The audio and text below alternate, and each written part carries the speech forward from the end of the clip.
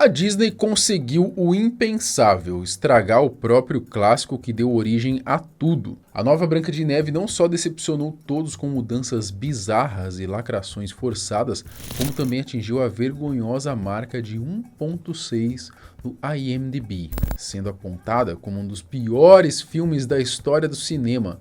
Mas será que é realmente o pior? No vídeo de hoje a gente vai relembrar os maiores fracassos hypados da sétima arte. Filmes que chegaram prometendo tudo e não entregaram nada. Tem CGI vergonhoso, atuações constrangedoras, roteiros que fariam vergonha até para filme de domingo à tarde. E claro, Dragon Ball Evolution, O Filho do Máscara e o eterno trauma visual chamado Cats. Mas o mais louco de tudo isso é que a nova Branca de Neve consegue ser pior do que todos eles. Nesse vídeo a gente vai conhecer os filmes que você deve morrer antes de assistir. Sou Marcelo Milos e depois da vinheta eu te conto.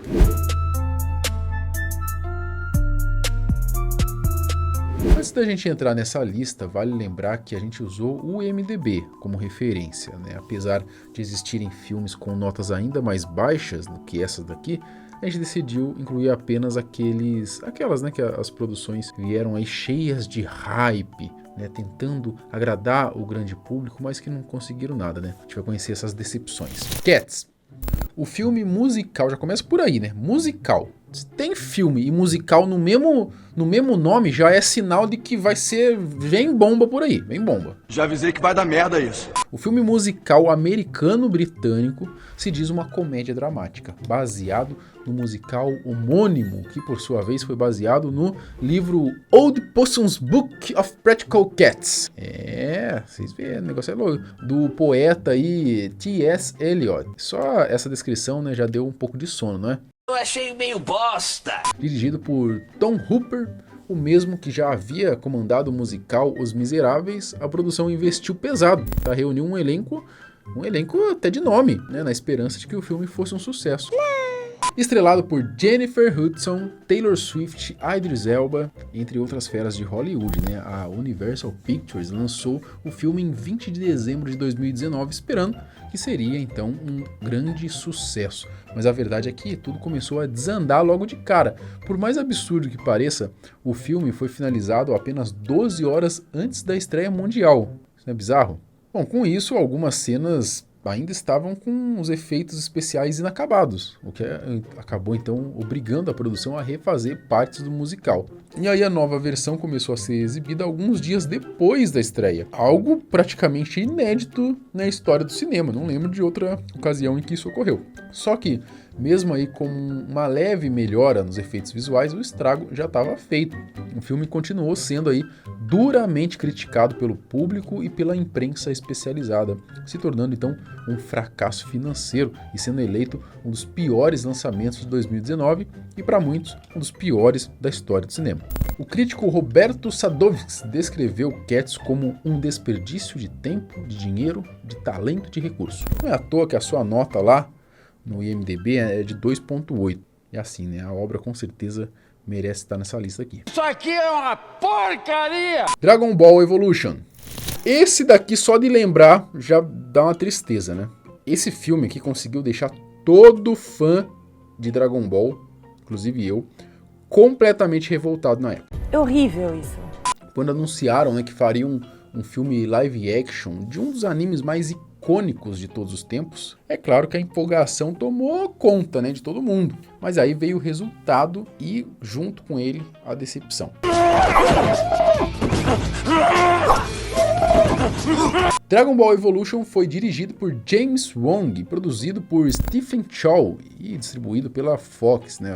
A trama girava em torno do confronto entre Goku e Piccolo pelas esferas do dragão, depois que o Namekuseidin mata então o avô do protagonista. E assim, né, absolutamente tudo no filme é ruim. Os atores não tinham nada a ver com os personagens que a gente conhecia e amava. A fidelidade ao trabalho original de Akira Toriyama praticamente não existiu. Aliás, dá pra dizer que eles simplesmente ignoraram a obra do artista. O resultado foi uma verdadeira catástrofe, que deixou tanto os fãs quanto os críticos profundamente irritados. Sinceramente, eu não sei nem dizer qual personagem foi o mais descaracterizado. É realmente triste mesmo. Eu arrisco dizer que foi uma das piores ofensas culturais aí que os Estados Unidos já cometeram contra o Japão desde a bomba de Hiroshima. Né? Simplesmente inaceitável isso aí. Simplesmente lamentável. É lamentável. Bom, com uma bomba dessa, é claro que a nota no IMDb faria jus à tragédia. Né? O filme amarga, então, um 2.5 no site, entrando para a história como uma das produções mais grotescas de todos os tempos.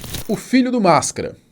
A comédia O Filho do Máscara foi lançado em 2005 e, ao contrário do clássico de 94, que foi estrelado por Jim Carrey e a Cameron Diaz, foi um fracasso absoluto.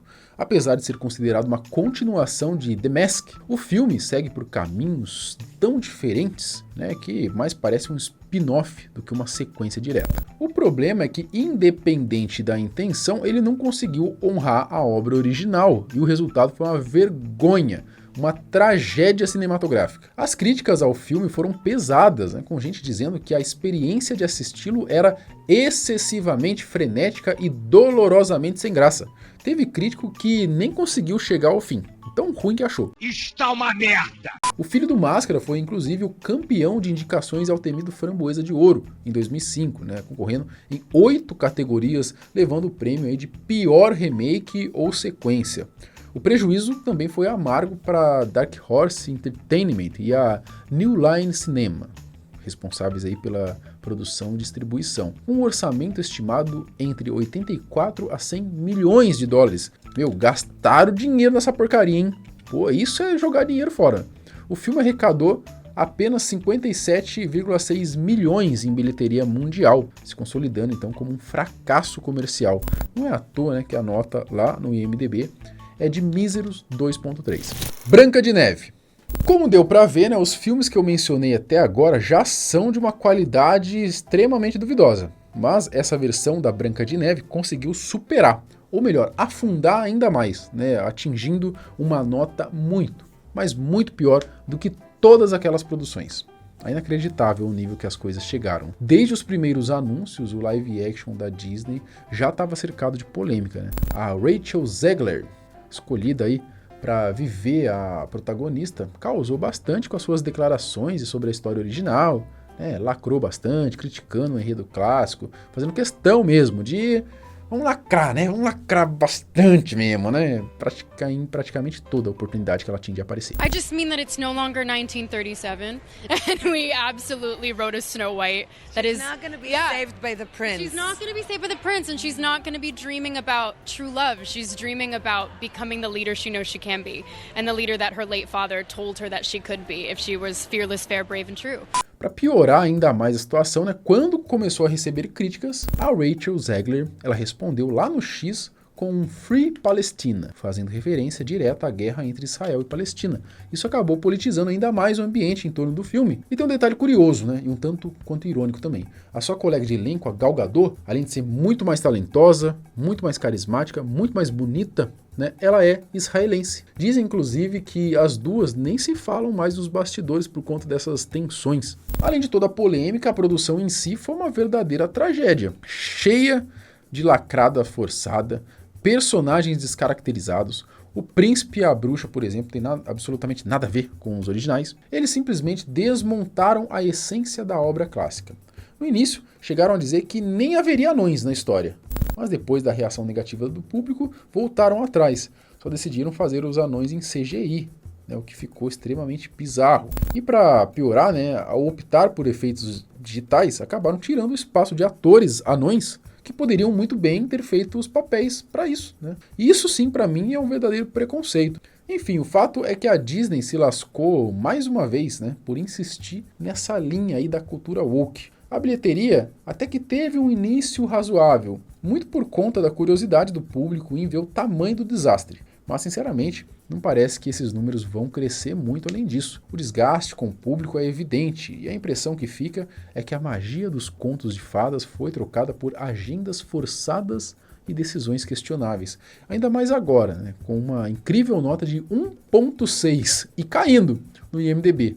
A cada hora que você olha, né, o número está menor. Eu fico muito triste com uma notícia dessa, ó. Eu fico muito triste com a notícia dessa, filho da puta! A verdade é que os últimos lançamentos live action da Disney não têm conquistado o público. A Pequena Sereia foi mal recebida, enquanto Peter Pan e Wendy e Pinóquio passaram quase que despercebidos. Pra ser sincero, eu nem sabia que esses filmes tinham sido lançados. Você sabia? Pô, não sabia. Agora, com a Branca de Neve afundando no IMDb, fica mais do que claro, né, que a fórmula da Disney para reimaginar seus clássicos está pedindo uma mudança urgente. E convenhamos, né, a mudança é bem óbvia. O fim da cultura woke, né, da lacração, para ver se volta aí a respirar um pouco a bilheteria. É o que tudo indica, isso finalmente vai mudar, né? Graças a Deus. Mês passado saíram notícias de que a Disney estaria deixando essa fase de lacração de lado e que as novas produções não teriam mais ligação com essa turminha aí da cultura woke. Bom, a verdade é que a água bateu na bunda, né? Demorou, mas parece que eles estão começando a acordar. Enfim, a gente torce para que isso realmente aconteça. Quem sabe assim a gente volta a ter vontade de assistir alguma coisa da Disney, né? Principalmente os filmes. Bom, mas comenta aqui, qual desses filmes você achou pior? Qual desses filmes você quer morrer antes de assistir? Tem mais algum outro? Comenta aqui embaixo que a gente faz uma parte 2 da lista de filmes que você tem que morrer antes de assistir. Até o próximo vídeo, tchau!